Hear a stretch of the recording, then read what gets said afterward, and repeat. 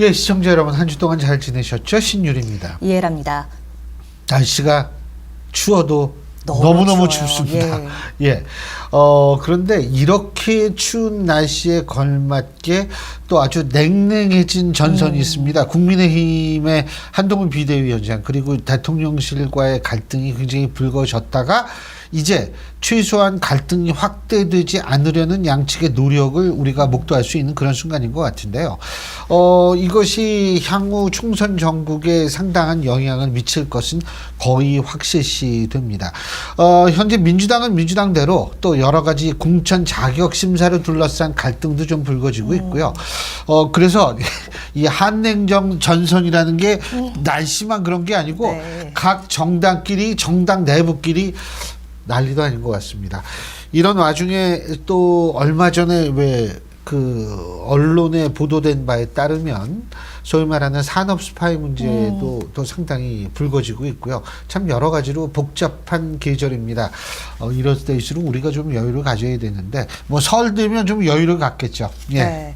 지금 산업 스파이 말씀을 해주셨는데 국회 다방면에서 지금 활동을 하고 계신 분입니다. 법사위 그리고 또 정개특위의 야당 간사로도 활동 중이신 분인데요. 오늘 김영배 더불어민주당 의원과 여러 얘기 나눠보도록 하겠습니다. 어서 오십시오. 네, 안녕하세요. 안녕하세요. 김영배입니다. 요 대통령실 한동훈 비대위원장 사퇴 요구 이 얘기가 가장 뜨거우니까 이것부터 여쭤보도록 그럼요. 하겠습니다. 예. 일단 민주당 의원 쪽에서도 총선 앞두고 정치 쇼다 아니면 진짜 당정 갈등이다 이렇게 보는 시선들이 갈리는 것 같아요. 어떻게 보세요? 저희들이 진실이 알 수 있겠습니까? 그런데 이게 약속 대련이 아니냐는 이야기가 왜 나오냐면은 진짜 한동훈 비대위원장이 이 국정 운영에서 문제 제기를 제대로 하려면은 특검법을 수용을 해야 되는 거 아니냐. 그런데 진짜 중요한 문제, 즉 정면으로 김건희 여사 리스크를 제거를 하고 그래서 이제 국민의힘과 윤석열 정부가 제대로 국민들로부터 평가를 받으려면 저는 오히려 정면 승부를 해야 되는 건데 지금 애둘러서 무슨 명품백 정도 가지고 사과? 요 정도 가지고 이렇게 밀고 땡기고 씨름하는 정도. 아, 이거는 아무리 봐도 약간 약속 대련, 짜고 치는 고스톱. 이거 아니냐라고 하는 이제 의심의 눈초리를 저희들이 거둘 수가 없는 거예요. 만약에 오늘도 보셨지만은 갑자기 화재 현장에 대통령과 한동훈 비대위원장이 네. 나란히 출동을 하잖아요.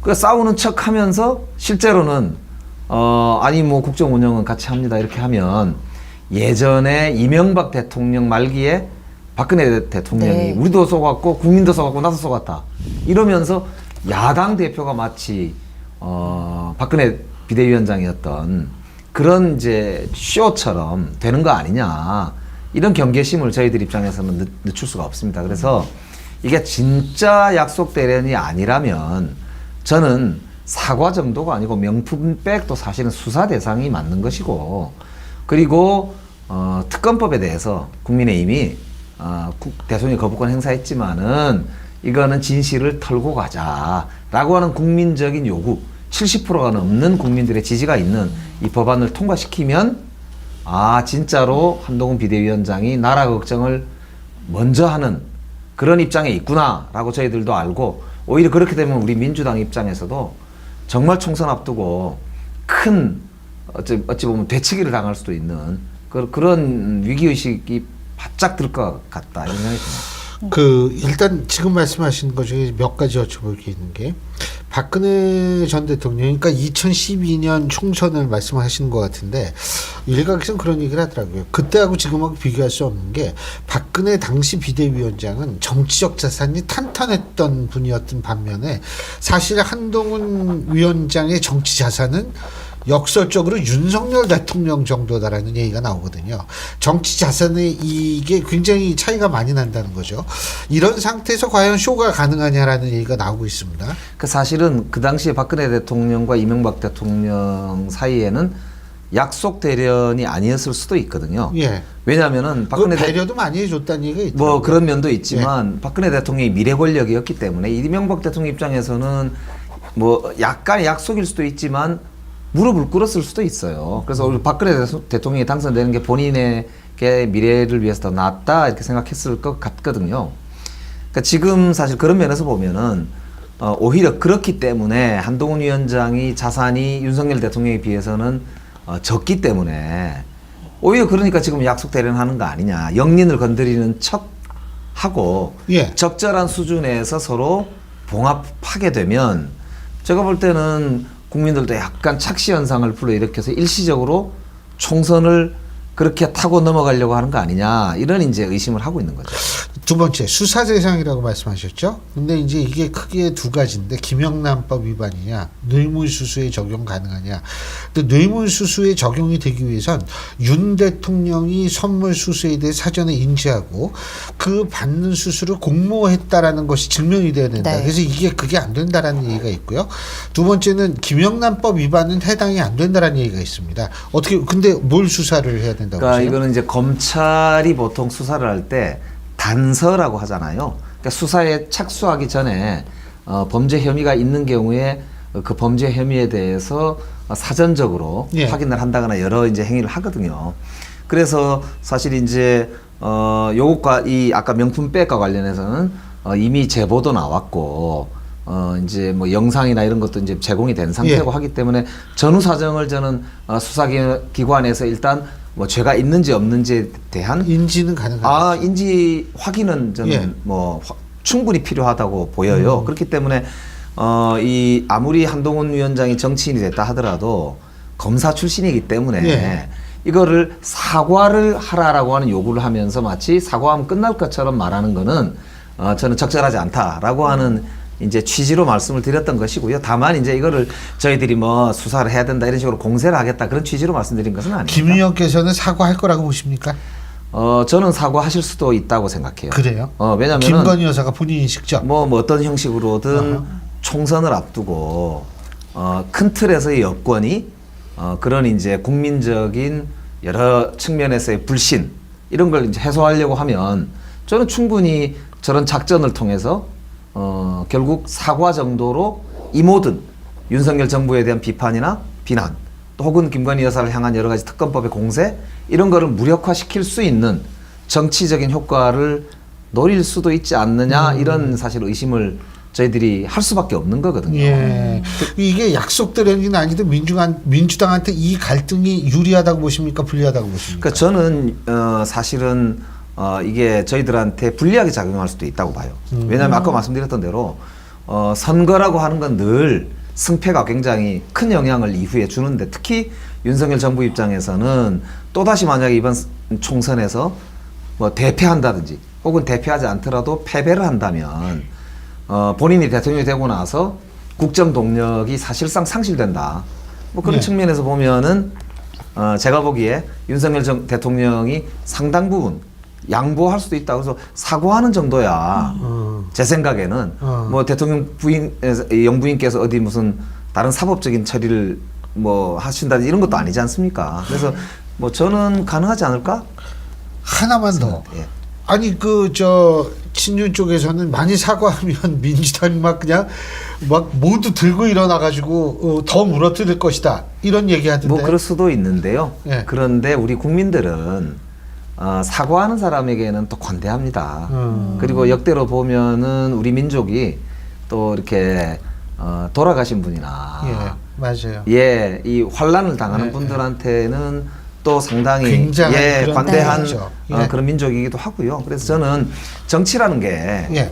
이렇게 눈물도 없는 건 아니거든요. 그렇기 때문에 저는 민주당이 이걸 뭐 이 다른 그러니까 국민의힘이나 윤석열 정부가 겪고 있는 이런 곤란함을 우리 이득으로 이렇게 보고 이렇게 하는 정치는 이제는 국민들도 다 이제 아시기 때문에 저는 오히려 국민들에게 정말 오히려 이럴 때일수록 민주당은 만약에 우리가 다시 집권한다면 정말 저거보단 잘할 수 있습니다.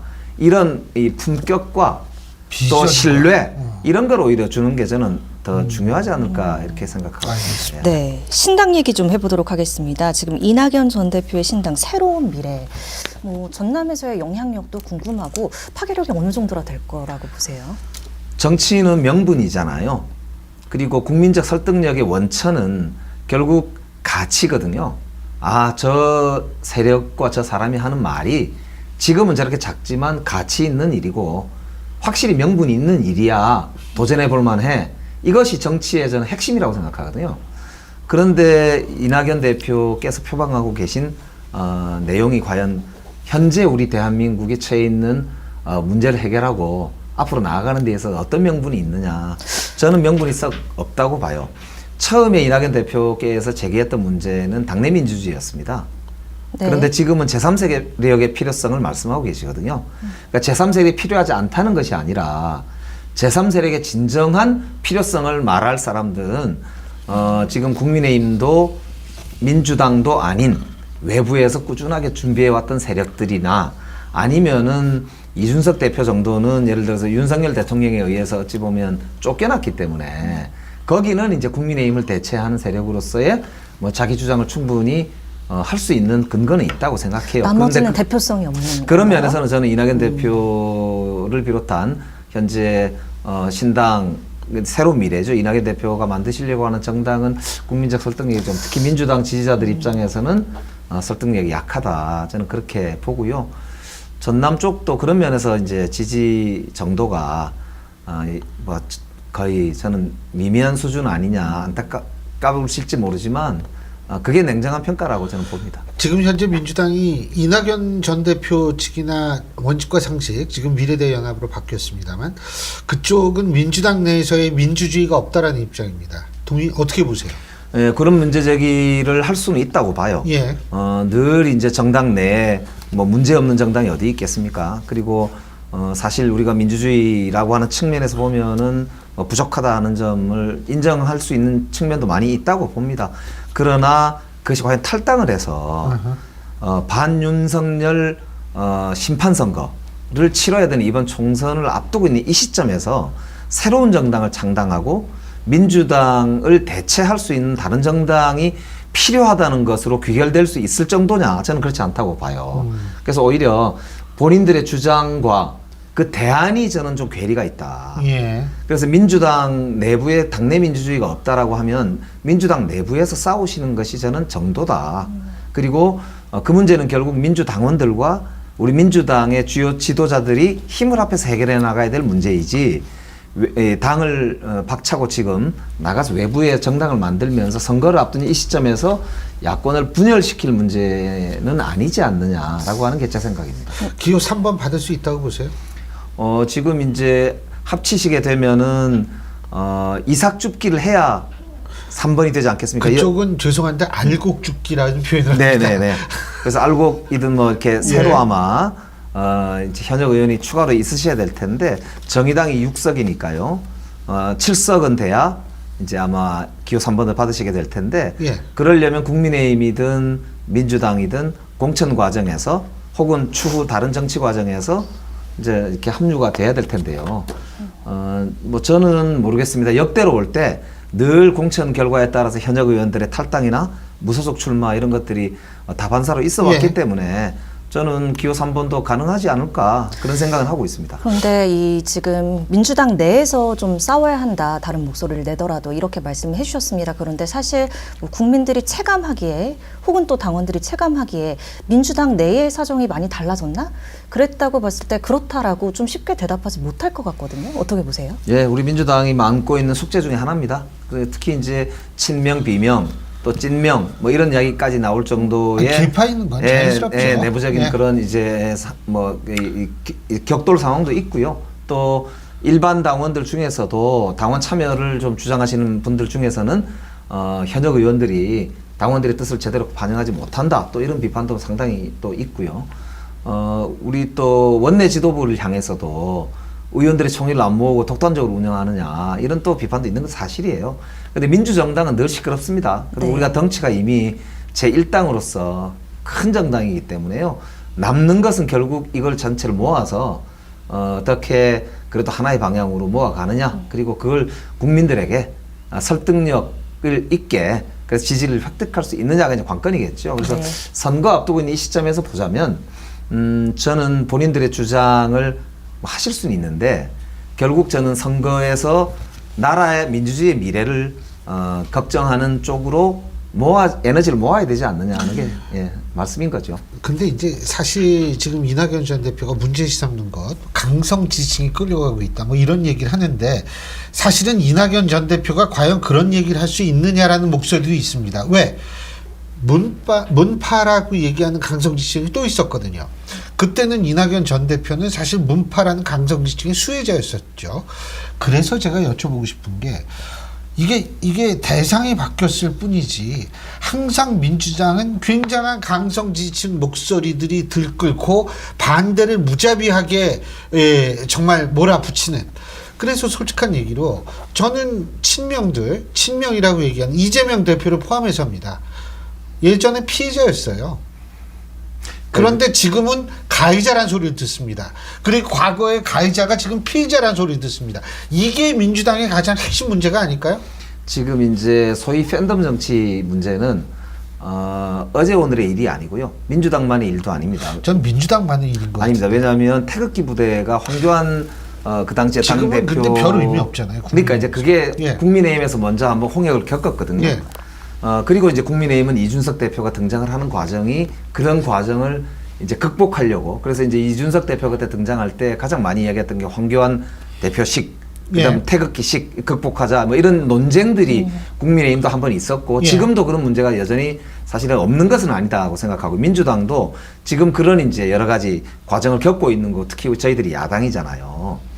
그래서 이준석 대표가 야당 시절에 그런 이제 문제 제기를 하고 당 대표가 되면서 이제 국민의힘은 한번 홍역을 겪고 이제 여당이 됐거든요. 그럼 여당이 되면서 좀 이렇게 잦아든 것이고요. 민주당 입장에서는 민주당이 예, 여당일 때도 있었잖아요. 그렇죠. 그 없는 건 아니었지만 이제 그게 그때도 야당이 엄청났어요, 되면서 사실. 아직도 네. 이제 사실 그런 문제를 저희들이 아주 말끔하게 예. 성숙하게 이제 해결하고 있지 못한 게 사실입니다. 그러나 해결은 해야 된다고 보시는 거죠. 근데 그러나 저는 이 팬덤 정치 문제가 제기되는 가장 큰 이유는 결국 우리 정치가 근본적으로 국민의 뜻을 제대로 반영하지 못하기 때문에 예. 발생하는 거거든요. 트럼프 현상이나 네. 이런 것도 결국에는 미국 정치가 그만큼 고장났기 때문에 이제 하고 있듯이요. 그러니까 그래서 이거는 우리나라만의 문제가 아니고 또 뭐 친명들만의 문제는 아니다. 저는 그렇게 보는 게 맞지 않을까 이렇게 생각합니다. 네, 제가 좀 다른 얘기 여쭤보려고 해요. 김 의원님이 이번에 이제 법사위 때 모습을 굉장히 인상 깊게 제가 봤습니다. 이 산업기술보호법 개정안 관련해서 좀 여쭤보려고 하는데, 이 상기법 개정안 좀 논란이 되고 있는 게 취지와도 실정과도 맞지 않다, 이렇게 산업계에서 목소리를 내고 있거든요. 네. 이거 어떻게 보세요?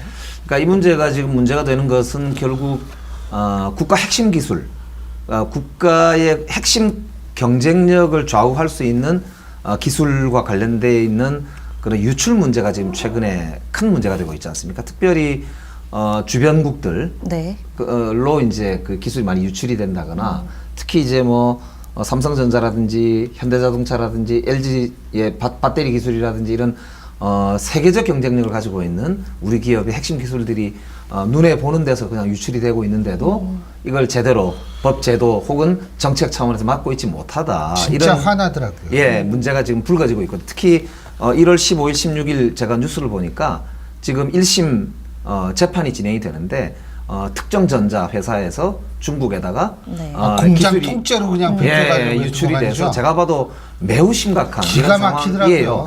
그런데 이런 거를 이제 국가가 관리하고 또 어떤 경우에는 통제하고 또 어떤 경우에는 처벌을 함으로써 국가 경쟁력을 지켜야겠다라고 하는 문제의식은 저는 100번 옳다고 생각하고요.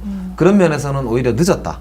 뭐 네. 이렇게는 동의합니다. 다만 그런데 그렇다고 해서 우리가 국가가 빅브라더가 되는 거를 원하지는 않지 않습니까? 이거는 꼭 필요한 경우에 꼭 필요한 부분을 꼭 필요한 방식으로 해결하는 게 시장 경제 원리에도 맞을 뿐만 아니라 장기적으로도 국제적인 신뢰, 국제적 투자, 유치, 그리고 이건 한번 기술이라는 건 전 세계적인 현상 아닙니까? 그러니까 전 세계적으로 우리가 기업 활동을 해나가는 이 글로벌화된 마당에 기술 경쟁력을 확보하는 거를 이게 지나치게 권위주의적인 국가처럼 해서는 곤란하다. 이게 문제의식의 핵심이고요. 그런 면에서 이제 아까 말씀드린 것 중에 정부가 모든 기업의 그런 이제 핵심 기술 유출 이제 이 여부, 그러니까 이게 유출될 수도 있는 그런 핵심 기술에 해당합니까 아닙니까를 사전적으로 정부에게 물어본다든지, 심지어는 외국인까지도 파트너일 경우에 의무적으로 신고하게 하고 네. 그걸 검증을 정부가 전적으로 하는 이런 정부 주도의 그런 이 시스템이라고 하는 게 이게 오히려 국가 경쟁력에 저해되는 요소는 없겠느냐, 시장 경제 원리와 정면으로 충돌하는 경우는 없겠냐. 그래서 이 부분에 대해서 충분히 검토를 하고 아무리 급하더라도 이 부분을 이제 점검하고 가자, 이런 취지로 말씀을 드렸던 겁니다. 그러니까 덧붙여서 좀 설명을 드리자면, 이게 지금은 핵심 기술로 이제 판단을 하는 것도 신청을 했을 때 그렇습니다. 기업 쪽에서 그랬을 때 이제 산업부에서 판단을 하는 것이고, 그리고 수출할 때도 그러한 통제가 없는데 수출할 때도 신고해야 맞습니다. 되고, 그래서 이게 이제 기업 목재기가 아니겠느냐. 그리고 결정적으로 문제가 되는 게 외국인 조항이에요. 원래는 외국 기업이라고 했는데 이걸 네. 이번에 외국인으로 바꿨거든요. 네. 그러면서 외국인과 합작을 하거나 외국인이 국내에 투자를 하거나 혹은 외국인이 우리 기업을 M&A 하거나 하는 과정에서도 의무적으로 신고를 하도록 되어 있어서, 외국인이 섞여 있는 이런 이 비즈니스 모델의 경우에 이 경우가 예를 들면 아주 비밀리에 그런 이제 이 세계적인 네. 그런 이제 핵심 경쟁력 있는 기술이 개발될 수도 있잖아요. 네. 그리고 비즈니스가 그게 딜이 될 수도 있는 것인데, 그게 의무적으로 신고를 하게 하다 보면 과연 외국인까지도 의무를 지울 수가 있느냐, 법적으로. 그리고 그걸 안 해줬다고 해서 그 딜이 만약에 무산됐을 때 그게 나중에 큰 어떤 그 후폭풍이 너무 셀 경우에 하지도 못하면서 제대로 법을 만들어서 네. 오히려 국가 경쟁력을 갉아먹을 요소는 없느냐, 이런 거에 대해서 제가 질문을 했는데 현재까지도 산업부에서 답변이 없습니다. 근데 그 지금 걱정하시는 것처럼 뭐 국가 혹은 정부가 기업을 통제할 수 있는 상황인가요, 지금? 그렇게 이제 뭐 보세요? 발상은 저는 한편으로는 약간, 그래서 제가 아까 말씀드린 예. 빅브라더가 필요하겠냐라고 하는 그러니까 질문도 빅브라더를 있었어요. 하고 싶어도 할 수 없는 상황이 아닌가라는 거를 맞습니다. 제가 여쭤보는 글로벌화된 겁니다. 상황이기 예. 때문에 그 부분은 이제 상당히 조심해야 되는. 예. 그렇기 때문에 제가 아까 이 제기되는 우려에 대해서 답을 하면서 꼭 필요한 영역, 정말로 대한민국의 미래와 관련, 그리고 이게 대한민국 경제 생태계와 관련되어 있는 핵심적인 영역이기 때문에 이건 국익 차원에서 예외적으로 할 수 있다라고 이렇게 저는 정리를 하는 게 네. 옳지 않을까 싶어서 그렇습니다. 지금 그렇게 말씀하시니까 제가 궁금한 게 갑자기 생겼어요. 이거 진짜 갑자기 생긴 건데, 선거가 가까울수록 지금 여러 가지 이 우려가 나오는데, 그 우려 중에 하나가 외국으로부터의 선거 개입을 원천적으로 차단해야 된다는 목소리입니다. 사실은 미국 같은 경우에 FMIC라는 기구를 이미 재작년에 출범을 시켰고요. 네. 일본 같은 경우에 올 4월에 바로 이게 우리식으로 얘기하면 신심리전이라고 얘기를 하거든요. 신심리전이라고 얘기하는데, 그거에 대해서 이 선거 개입을 차단해서 일본도 올 4월에 이제 기구를 출범시키고요. 프랑스도 기구를 출범시켰습니다. 그리고 스웨덴 같은 데는 이미 기구를 가지고 있습니다. 자, 여기에서도 지금 우리나라에서 만약 이걸 하자고 했을 때 전 굉장히 궁금한 게 있어요. 민주당이 이것을 표현의 자유, 언론의 자유를 들어서 이렇게 어떤 그 외국들과 같은 기구를 만드는데 반대하지 않을까라는 생각이 딱 들거든요. 지금 제가 그 말씀하시니 갑자기 들은 겁니다. 어떻게 보십니까? 저는 그렇지는 않고요. 예. 지난번 트럼프 바이든 싸움에서 예. 러시아의 개입 문제가 러시아, 중국. 문제가 예, 됐잖아요. 예. 그리고 최근에는 AI 기술 때문에 이게 쓸데없는 예. 큰 문제가 생기지 않을까 때문에 저희들이 규제하는 법안을 만들었단 말입니다. 예. 민주당이 주도해서 만들었어요. 마찬가지로 지금 이번에 뉴햄프셔 지금 경선이죠. 그 오픈 프라이머리에서 바이든의 그 AI로 이 조작된 음성으로 투표하지 마시라는 네. 전화가 지금 갔다는 거잖아요. 그러니까 이제 기술이 발달하다 보니까 말씀대로 특히 이제 외국으로부터 맞습니다. 그래서 많이 우리는 특히 이제 안보 상황이나 예. 미중 간의 갈등 뭐 이런 여러 이제 정세로 볼 때 그럴 우려가 없는 게 아니고 특히 대만 문제라든지 민감한 그렇죠. 사항들이 많단 예. 말입니다. 그러니까 그래서 저는 그런 문제는 이제는 우리도 고려할 때가 됐다는 거에 동의합니다. 아, 예. 국가기구 같은 거를 만들 필요가 있다라는 동의합니다. 말씀이시죠. 동의합니다. 수사기구. 예, 예. 아니 저도 그거 진짜 좀 빨리 그런 네. 게 필요하지 않나라는 생각을 했어요. 예. 마지막으로 좀 여쭤봐야 될 것 같습니다. 지금 뭐 민주당 현역 의원들 중에 불출마 선언하는 분들도 종종 나오고 있고, 뭐 초선 의원들 같은 경우는 우리 정치 이러면 안 된다, 뭐 이런 얘기들 많이 하고 있는 것 같습니다. 지금 정개특위 또 계시니까 올바른 정치 개혁의 방향이 무엇일까 좀 크게 여쭤봐야 될 것 같아요. 정치는 아무래도 제도도 매우 중요합니다. 그러나 결국 사람이 하는 것이기 때문에 가장 중요한 건 리더십이고, 리더십의 요체는 국민으로부터 신뢰를 받는 거잖아요. 그런 점에서 참 가슴 아픈 게 민주당이 계속 정치를 했으면 좋겠다는 사람들은 먼저 그만두고 국민들이 좀 그만둬도 되지 않을까라고 생각하는 사람들은 왜 가만히 있느냐라는 비판이 최근에도 있습니다. 그리고 네. 저도 그 비판에 사실은 동의합니다. 그래서 우리 민주당도 많이 변해야 되고 지금부터 아픔을 겪으면서 우리 자정 능력을 보여줘야 된다. 그래서 우리가 만약에 이 과정에서 제대로 자정 능력과 또 회복 능력, 그리고 국민들에게 다시 한번 희망을 보여줄 수 있는 능력을 우리가 보여드리지 못한다면 국민들한테 혼나도 싸다, 그렇게 생각하고요. 그게 현재 민주당의 과제다. 그래서 결국 혁신 경쟁에서 이기는, 그래서 남이 잘못하는 거 반사이익 그거 기다리지 말고 그게 지금 민주당의 과제 같습니다. 알겠습니다. 그 뭐 간단하게 선거제도 비례제로 병립형으로 갑니까? 연동형으로 갑니까? 지금 논쟁 중인데요. 네. 뭘로 갈 것 같으세요? 지금 제가 간사인데도 잘 모르겠습니다. 알겠습니다. 뭐 우리나라가 항상 모든 거는 이 선거구 획정도 굉장히 늦고 이러니까 저희가 좀 더 기다려보면 알겠죠. 오히려 좀 관심을 많이 가지고 응원도 해주시고 질책도 좀 해주십시오. 저도 알겠습니다. 답답합니다. 예, 뭐 워낙 합리적이셔가지고 네, 시간이 금방 그렇습니까요. 갔어요. 네. 오늘 말씀 잘 들었습니다. 고맙습니다. 고맙습니다. 예.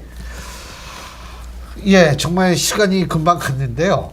여러분 오늘 우리 김영배 의원 말씀 들으면서 어떤 생각을 하셨는지 모르겠습니다만 정말 합리적인 얘기가 많이 나오는 그런 정치가 됐으면 좋겠다는 생각이 드네요. 예, 네, 저희는 다음 시간에 인사드리겠습니다. 함께해 주신 여러분 고맙습니다. 고맙습니다.